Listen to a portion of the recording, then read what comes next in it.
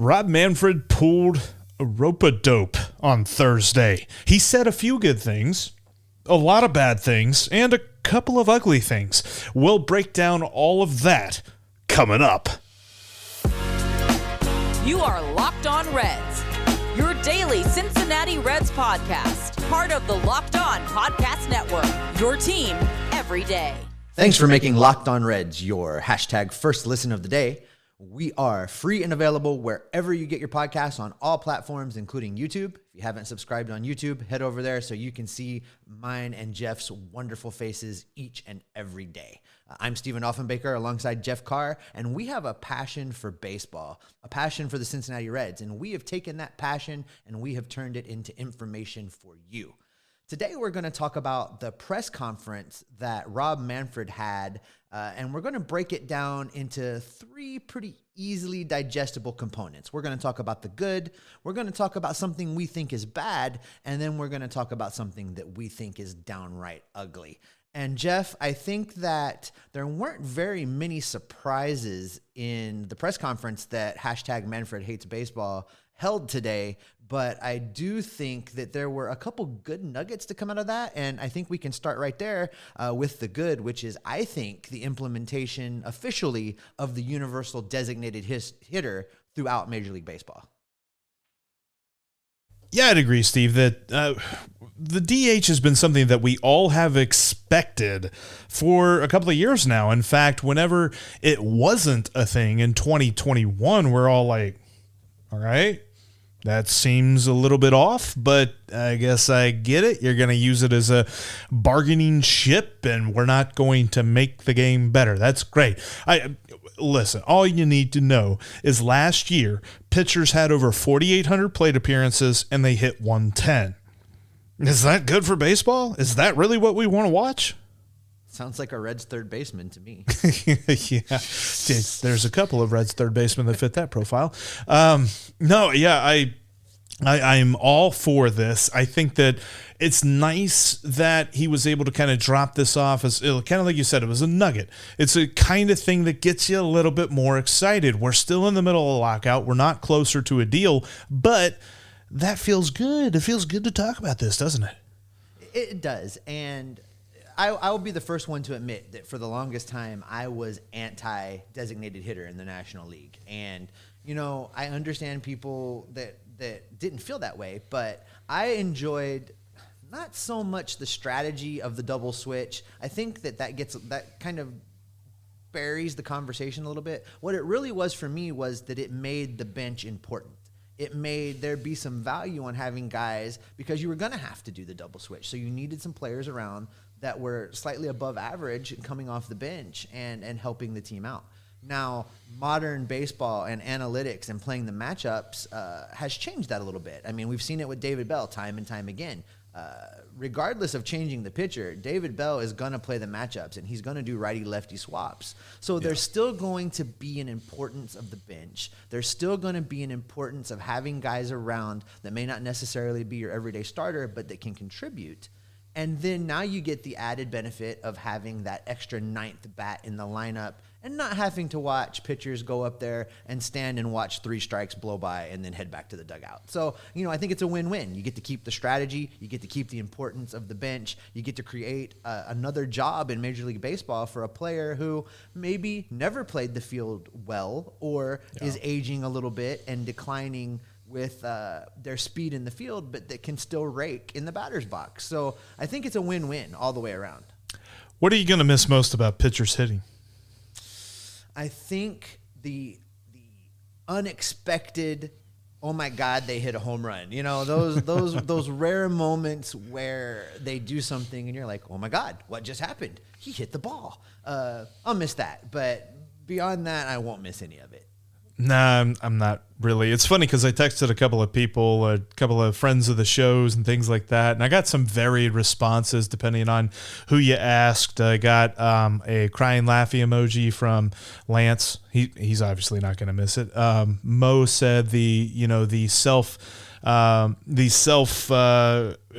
what was the word? Okay, yeah, the applause that all of the fans had whenever a pitcher laid down a successful sacrifice bunt. Obviously nobody is really going to miss them that much. I think that there's probably a couple of people in the world that are trying to be just contrarians and saying, oh, come on, they should have kept the pitchers hitting. Maybe traditionalists to an extent, but come on. This is all good. I mean, for every Michael Lorenzen, there was the at-bat, and I was trying to look it up, but of course, with the lockout, it's impossible to find highlight videos on MLB.com of the at-bat that Max Schrock was the pitcher. I believe it was against the Cubs, and he struck out the opposing relief pitcher in extra innings because the relief pitcher didn't want to swing. Like he stood there, Max Schrock lobbed over 3 strikes, pitcher looked at him, walked back to the dugout. Yeah. And to be fair to a couple of the groups that you just talked about, let's start with the pitchers themselves. You can't fault them for what their performances were like at the plate. The pitchers don't bat in the minor leagues anymore. So in many cases, a lot of these guys haven't really hit consistently since high school. Between their time in college or if they went straight into the minor league system, they have not been batting. And then we ask them to come up and face pitchers that are throwing 100 miles an hour. It's not realistic. The second part of what you said that I think is something to unpack just a little bit is some of the old timers that are still going to cling to the idea of needing to have the pitchers hit. And I think that that's a byproduct of some of the hardcore traditionalists not really understanding the direction the game is moving as far as analytics and the way that management and front office staff look at how the game is being played. Because it took me a while, as I said, to really dig in and understand that strategy that I love is really still there. Those in-game decision-making opportunities are really still there. I think that, for baseball to remain relevant, it has to evolve, and this is a great first step in that evolution to keep the game entertaining and relevant. This was always an easy step for me. I saw this coming, especially after they had it in 2020, and I thought that C. Trent made a very good point on Twitter. C. Trent Rosecrans was tweeting about this, and he said, I used to be an anti-DH guy, and then I realized in the middle of the shortened 2020 season that I didn't miss watching pitchers hit. I mean, come on. Who's going to miss the fact that the bases are loaded, there's 2 outs, and here comes the pitcher. And, it's like the 4th inning or something, and your pitcher is pitching all right. You're not going to pull him, so you're just going to have to give this 3rd out up. Unless, like you said, the off chance he does get that hit, and then everybody's losing their minds. But, again, 110, this is an obvious move for me, and I'm very glad that they at least announced it and made it official. Steve, this was a good thing. There's more to get to because Rob Manfred presented a solution that doesn't fix any known problem, at least not that I'm aware of, and probably creates more problems. We're going to talk about what that is here in just a minute, but I tell you what, I've got a solution for you. It's called Built Bar. It's February by now. Your New Year's resolution is kaput. You're done. You want some beautiful, beautiful chocolate, but guess what?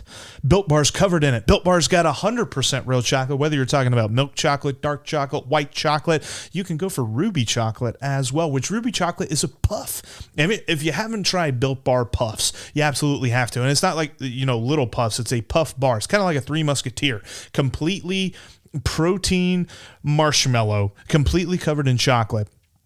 Absolutely delicious. Check them out today at Built.com. Use the promo code LOCKED15 to save 15% off your next order. You can try a puff or you can try some of the amazing flavors that they have. I'm not going to lie. I was emptying out an old backpack that I don't use anymore, and I found a couple of cookie dough chunks. If you see that come onto BuiltBar.com or Built.com, you absolutely snap up a box or 2 of those because they are delicious. And use the promo code LOCKED15 while you do so you can get 15% off. Built Bar, with their 100% real chocolate, has the kind of statistics that will make any analytics fan cry.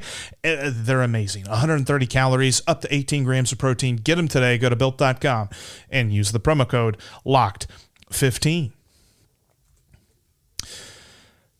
Make sure you check out tomorrow's episode. We are going to break down exactly how what Rob Manfred said specifically affects the Reds.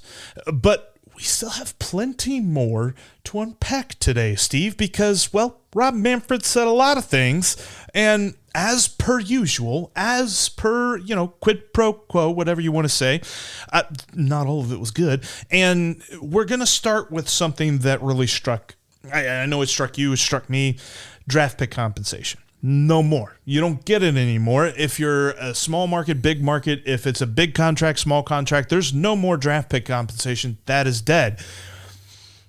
I'm not really sure that moves the needle for me. Like, I understand that there are some players who were kind of affected by it. You had, like, I think of Cole Hamels, that it took him forever to sign with a team a few years ago. But for every Cole Hamels, there's plenty of other guys that sign, with plenty of time to get into spring training and things like that. I don't think that this really does anything for me. Let's just say first off that the actual implementation of this was not discussed in great detail, just the fact that they have agreed to do it. And for me, there's a couple big question marks because we're already in the middle of a cycle. Teams already made qualifying offers with the expectation that if those players aren't re-signed by the club, they're going to get a pick. So I wonder if there's going to be a 1-year lag on the implementation of this. I can't imagine that the owners are going to be willing to just chop it off cold turkey. But, I'm not quite sure how that's going to work out. And this is the problem that I have overall with how Major League Baseball does things. They have been in the great position for the history of the game, basically, in being able to speak in half-truths, being able to speak in veiled innuendo, and that information just gets reported, and people generally just accept it as being true. And it is my hope that as this fan base of this sport continues to evolve, they're no longer just going to accept those things at face value. And if what I'm seeing on Twitter is any indication at all, I think that that's what's actually happening. People aren't just buying it as, oh, look, they said something great. Because I don't think this is something great. I think that it's another I don't know, not half-baked, but just half-spoken idea that they hope gives them the benefit of the doubt in the fan base that they're actually trying something, and I'm not quite sure that's what's happening. Maybe undercooked. We can go with undercooked idea. Is fair. I think that this is something that, okay, whatever. I don't think that deters a large market team from signing people. The luxury tax doesn't. The luxury tax does, but the draft pick compensation of luxury tax doesn't. Everybody's just worried about the financial penalties. Like, there are teams that will exceed the luxury tax threshold in a couple of tiers and be like, oh, look at that, we lost a draft pick. Nobody cares about that. They care about the financial penalty to it all. It's all about money anyway.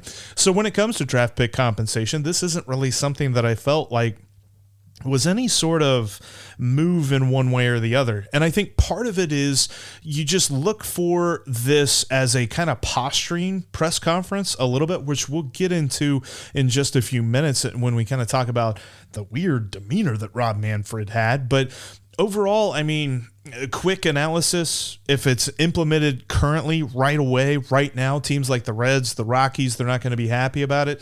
I know our friend Paul Holden over at Locked On Rockies is like, oh boy, I bet they're going to be real mad in Colorado whenever they didn't trade Trevor Story because, well, they just figured they were going to get draft pick compensation anyway. I think the Reds were never going to even consider trading Nick Castellanos, so that wasn't ever a thing there. So yeah, whatever. That's differing perspectives, but if Nick Castellanos ends up going somewhere like we all think, we're not going to get draft pick compensation should that be implemented directly. The other thing that I found interesting that he said, and again, an undercooked idea, is he talked about a draft lottery. This is something that it's been rumored. It's something that has come up in previous negotiations and different proposals. Both the owners and the players agree on the idea of a draft lottery, but this is kind of like, when you're trying to coach your best friend through a toxic relationship. Do you like the idea of her or do you like her? And right now, all we know is there is an idea of a draft lottery. Well, let's start with why this matters. The idea in instituting a draft lottery is to prevent tanking. It's to create better competition. Yep. And the idea is that that would turn to players getting more good players being signed, more good players getting better contracts. So it helps the players from that standpoint. It helps the fans with there being better competition on the field because, going out and only winning 40 games doesn't necessarily get you the first round draft pick any longer. So from that standpoint, a draft lottery is good, but it's not great if it's only the top 3 to 5 teams that are participating in that lottery. If you go and look at the standings each and every year, the number of games that separate those teams is really not that many. So this really is, we're not going to change anything by changing something. And again, we can say, look at us, we are trying, if you're coming from the ownership standpoint. And I just don't like it. I don't like that they are already turning to the disingenuous media negotiations. And that's what today was in my mind. I'm trying to think of an example. I think it's kind of like if you really don't like doing the dishes and your wife already did the dishes, they're in the dishwasher, they're all done, they're ready to go. And, maybe you empty the dishwasher for her, but that's all you really did. I feel like, sure, what they're doing is a thing, but they could have done a lot more, and they could have said a lot more, and probably they will say a lot more on Saturday whenever they talk to the union. But this also kind of feels like a setup, like, well, see, we said what we were gonna do. I unloaded that dishwasher. Look at that. Well, I didn't do anything. Like, I didn't sit on my butt and be lazy. This is a setup, and I feel like probably we're going to get into this a lot more in the next segment, but I look at draft pick compensation, I look at a draft lottery, and I say, all right, that's not what the union has said is their big hangups, and he did not address any of the big hangups. In fact, the only thing he said about that was, it's really hard to own a baseball team. Yeah, they're so poor, Jeff. They're so poor.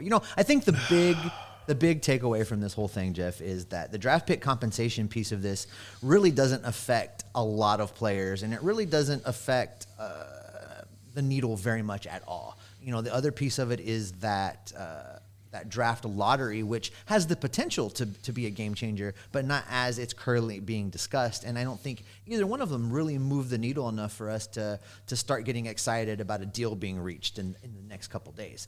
No matter what they were saying, though, Jeff, there was something off in the way that Rob Manfred conducted himself in this press conference. And we'll get into that coming up in the next segment because, I think that the media team over at MLB was really working on trying to create a softer, gentler Rob Manfred.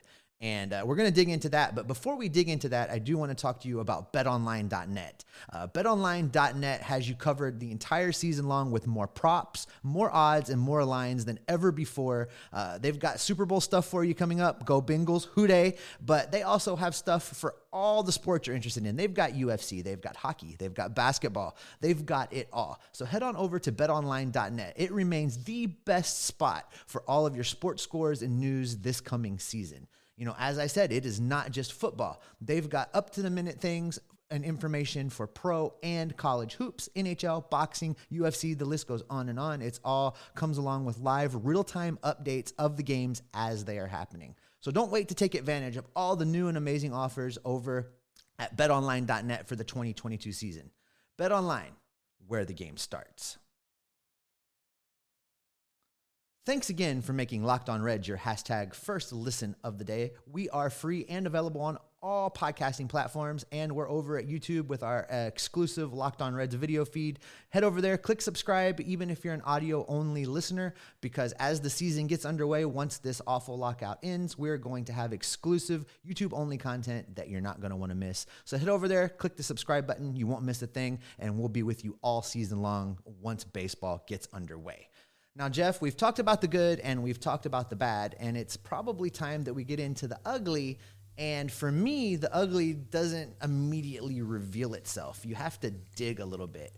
And if you actually see the video of Rob Manfred's conference today, He was clearly making an effort to be a softer, smiley, engaging Major League Baseball commissioner that he's never been. This was a whole different Rob Manfred, and clearly he was being coached. Clearly the media team over at Major League Baseball was working with him a little bit, and I really think that he is trying to pull what an old boxing term would be a rope-a-dope. I think that he is introducing these things that everybody can kind of get excited about and give a little golf clap to, because when Major League Baseball's owners come to the table this coming Saturday, I think they're probably about to drop something on the players that's going to make the players walk out of the meeting, and then they get to, again, try to present this narrative of being the ones that are trying, being the ones that are giving, while all along it's just a game of misdirection. This was the press conference version of Rob Manfred going, see, we're giving you a universal DH. We're getting rid of draft pick compensation, accept our offer on Saturday. Like, that's what's going to happen. And it's going to be something that if the players don't, he's going to come back on Monday and he's going to be completely different. I mean, what we saw today was Smiley Manfred. Smiley Manfred was kind of creepy, to be honest with you. In fact, he began at the very beginning of the press conference is when he started, because he walked up to the podium and got the mic and he's like, oh yeah, you guys can hear me anyway. Yeah. You know me, I'm old Robbie Manfred, man. I love baseball. I'm optimistic, man.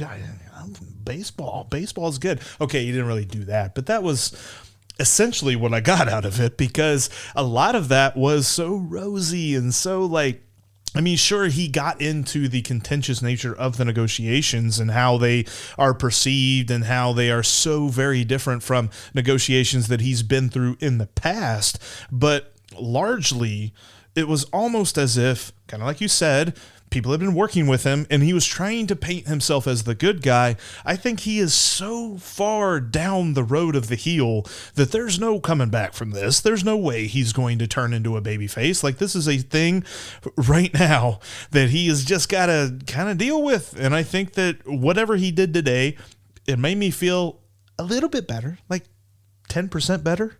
Like, whatever happened whenever Eugenio Suarez got a couple of hits in September, we felt a lot better about him then. I still feel better about Eugenio Suarez than I felt about that press conference.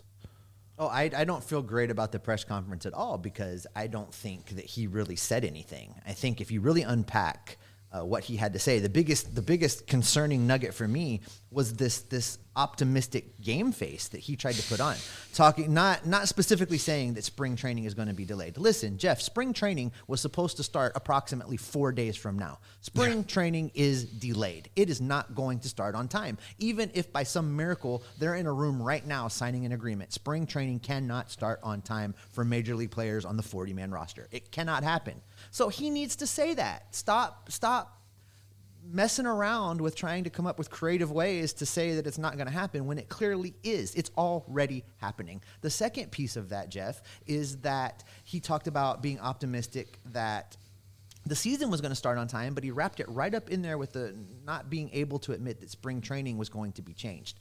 The fact of the matter is the season can still start on time, and spring training not starting on time doesn't necessarily mean that the season will not start on time. We have to talk again about the fact that the players want a shorter spring training. The owners have figured out that spring training is making them money. If you've been to Goodyear and seen the ballpark sell out prior to COVID, there is money to be had there. And I think it's a case of the owners attempting to be a little bit greedy again. So, I think it was, again, very disingenuous. I think that Manfred's best strategy would be to just come out and tell the truth. And I think people would respect that a whole lot more than the half-truths and the crooked smile and the everything is rosy presentation. I perceived it to be like when you were a kid and you broke the lamp while your parent was at work or something like that, or maybe they went out to get the newspaper or whatever. I don't know. Like, they weren't there and you broke the lamp and they came back in and you're like, "Oh, can I get your coat? Can I hang it up for you?" Yeah. Can you need me? Can I get that? Can I hold that for you? You were trying to distract them from what was about to happen. I tweeted out, I'm just like, this is like when the mechanic tells you about how clean your car is before dropping the news on you that your repairs are going to cost more than your car is worth. It's just, I think that it's kind of kismet. There's something in that offer on Saturday for the players union that they're not going to like. that they're not going to accept. And he is trying to paint a picture in which their disapproval of the next proposal from the owners just makes them look like the biggest villains that ever villained. And to be honest with you, because he talked about, well, we really wanted to bring in a federal mediator to break up this deadlock. It's like, there's a deadlock when two parties are negotiating. One party's negotiating, the other party isn't. And whatever they're going to offer on Saturday is not going to be adequate. No, I agree. I think, every time I think that the owners can't make it worse, they do. So I am really concerned about what Saturday holds as far as this counter offer, this thing that's being presented. You and I had a conversation off air that we should probably have on air that I think it was a great point. And that was you discussing that the owners feel like they're being asked to take a pay cut. Are you kidding me? A pay cut? You know what? I don't care. You know what? Yes. Every penny that expenses increase is a penny less that the owners make. But you're talking about people that are now going to make $900 million instead of $1 billion. I do not care. I mean, they continue to cut off their noses to spite their faces, and it makes me crazy because there is so much money to go around, more money than the regular everyday persons like me and you can fathom. And these guys are screwing it up. It's terrible, and they need to move forward. And, maybe they're going to have to suffer some serious damage to the game beyond what we've seen before they figure it out. But I hope it doesn't come to that, Jeff. I hope not either. Because I almost feel like, even though they say they're not, Rob Manfred said, he's like, the owners are aware of the damage that it would cause should we delay games. I think they're aware. You can be aware of something and still be okay with it. Like, it's just the way of the world. And the way that he presented the whole pay cut idea goes back to the weird, rosy disposition that he had throughout this entire press conference. Obviously being coached, obviously being trained to, not look like you're just this blunt dude that's saying bad things. But he got up to the mic and he was, somebody asked him a question that led him to this answer. And he's like, oh, gosh darn, don't you know, like the players, man, they had this offer and it's akin to a pay cut, to the owners. I mean, there's not much money to go around. It's like, what? Like, what are you talking about? Like, if you believe that, that means that you believe that Steve Cohen, Hal Steinbrenner, the Guggenheim Baseball Management Group that owns the Dodgers, and all the other large market owners are just sitting fire to cash. And if you're a small market owner, you're living in a van down by the river. Like, no. Nobody's buying. I love that your Rob Manfred impersonation presumes that he's from northern Minnesota. That was great. I don't know where that came from, but I will tell you that your point is not lost on me. None of these owners are poor. Now, granted, like anything else in life, some have more money than others, but there is nobody hurting for dinner tonight, and they need to figure it out. You're right. They are aware. The question is, what do they do with that information that they're aware of it? Until they understand that what they do is going to cost them money, and until it does cost them money, I don't think it matters. So hopefully they figure out here really quick that their best bet is to put butts in the seats. And the best way to do that is to field competitive teams with players that are happy and ready to go out and play and draw us all in. And your best bet is bet online. No, I'm just kidding. We already did that. That's going to wrap up this edition of Locked On Reds. Coming up on our next podcast, we look at how the universal DH affects the Reds specifically. We'll talk about that. We'll talk about, and I've also got a good idea that Steve really hasn't told me if he likes this idea or not, but I think he does. We're going to do a draft of hitting pitchers. Each of us are going to pick 3 pitchers each when it comes to their ability at the plate. Thanks for making Locked On Reds your first listen of the day. Now go make Locked On Bets your second listen as your boy Q and Lee Sterling help you make some cash over at Bet Online. That's Locked On Bets, just like Locked On Reds, free and available wherever you get your podcasts. Steve, we might be locked out. It might be the off season, and Rob Manfred might be saying some real strange stuff. But what are we? We are still Locked On Reds every single day.